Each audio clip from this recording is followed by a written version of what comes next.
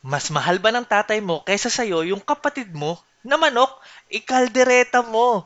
Pagkatapos, mag-inuman na tayo. Madali pa to sa AC. Tuturuan ka ni Tipsy. Let's go!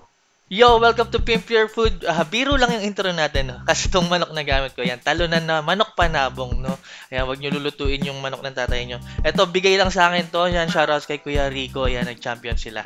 Yan, binigyan niya ako ng bihag or ng talon ng manok panabong. So, ayan, simulan natin sa pagluluto. Medyo kakaiba to, no? Kalderetang adobo ang gagawin natin. So, isasangkot siya muna natin to sa adobo. No, ayan, so naglagay ako ng pinitpit na luya, pinitpit na bawang, laurel, paminta, tapos ayan, toyo at suka. Ayan, haluin lang natin ng mabuti. Ayan, huwag kayong mag-alala na mahilaw ang suka kasi hindi naman natin kailangan yung sauce niyan o yung sabaw. Alright, tas ayan, isasangkot siya na nga natin na adobo. Hindi ako naglagay ng tubig, no? Kasi isasangkot siya, kaya sangkot siya, lutuin natin siya sa sarili niyang katas. Hayaan lang natin siya na magkatas. So, tatakpan ko lang yan.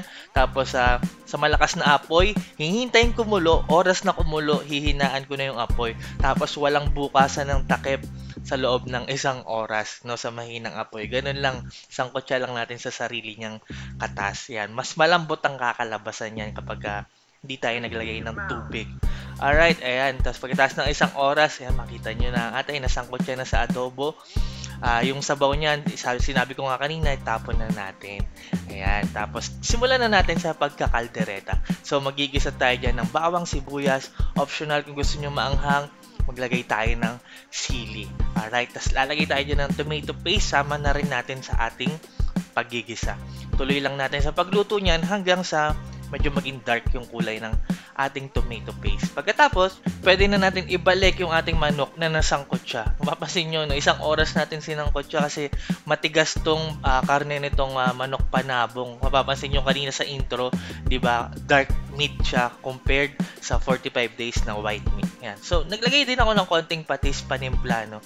Yan, konti lang kasi na adobo na natin yan.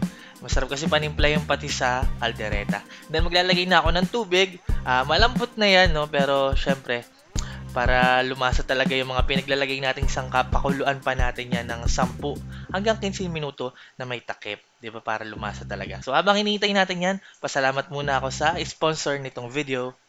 OneXBet is an online betting platform where you can bet not only on sporting events, but also on TV games and esports.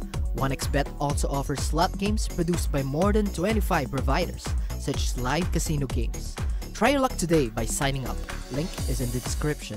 Alright, pagkatapos ng 15 minuto, ayan, tuloy na natin. Maglalagay na tayo ng ating liver spread. Siyempre, di ba, masarap sa kaldereta, merong liver spread. Ayan, haluin lang natin talaga na para mag-blend talaga siya doon sa ating sabaw. Tapos ito, optional pero highly recommended, magpapasarap sa inyong kaldereta. Maglagay tayo dyan ng gata. Oh, nako, napakasarap niyan. Ayan, tapos haluin lang natin. At this point, no, patapos na tayo. Tutuloy lang natin sa pagluluto niyan ng walang takip hanggang sa mag-reduce yung sabaw para talaga maging intense yung lasa ng ating sauce. Mapapansin nyo, magre-reduce na yan. Ayan.